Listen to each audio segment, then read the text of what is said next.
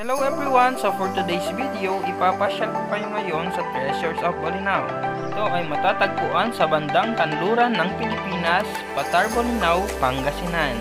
Nandyan ang kanilang numero once na gusto nyong magpa-reserve. Dito ngayon nagpunta tayo sa kanilang lobby para makita ang price list ng bawat room. Meron silang available for 2 packs, 3 packs hanggang 12 packs. Meron din silang available or exclusive for family room. Hintayin lang natin iabot ni ate yung price list. Ayan, so i-post nyo na lamang para makita nyo kung magkano ang room rates nila. Pwede po tayong magbayad through GCash, card, or money cash. Dito nga ipapasok na namin yung aming mga gamit.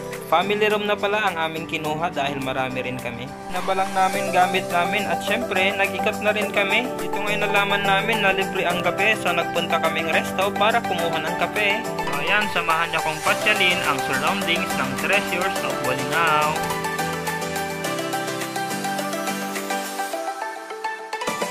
Ayan, meron pa silang tower.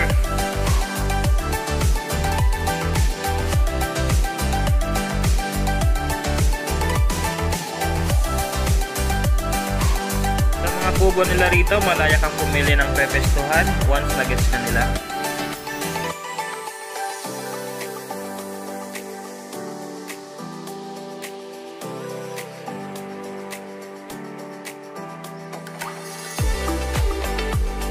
Ito pala yung kanilang regular pool, pwede kang maligo anytime. Dito naman kapag gutom ka na at gusto mo nang kumain, yun oh, nagtimpla na ng kape yung aking mahal. Sarap din palang kumain dito dahil kitang-kita mo yung dagat habang kumakain. Punta naman tayo ngayon sa kanilang infinity pool.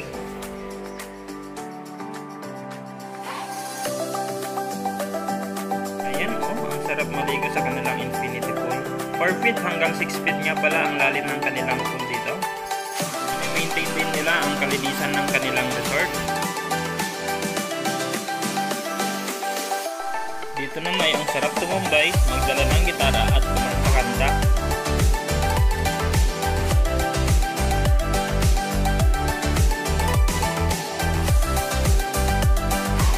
Ligo na nga yung ibang kasamahan namin dito. Yung iba naman ay nagpicture-picture at ako naman ay kumukuha ng video.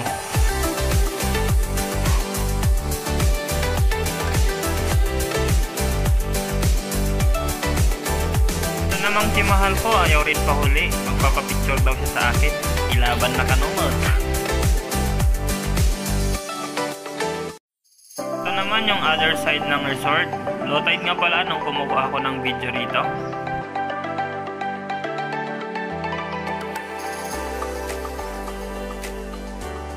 Ang dami ring turista rito.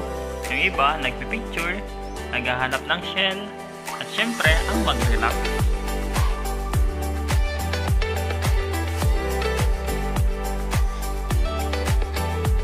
Pwede rin pala mag-sand fishing dito at kung high tide, maraming naliligo rito.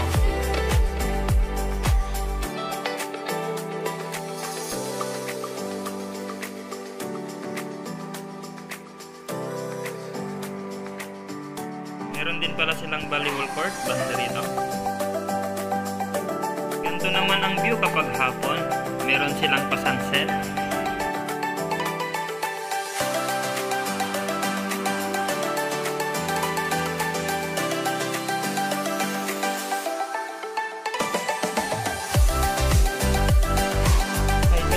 Sa mga oras na ito.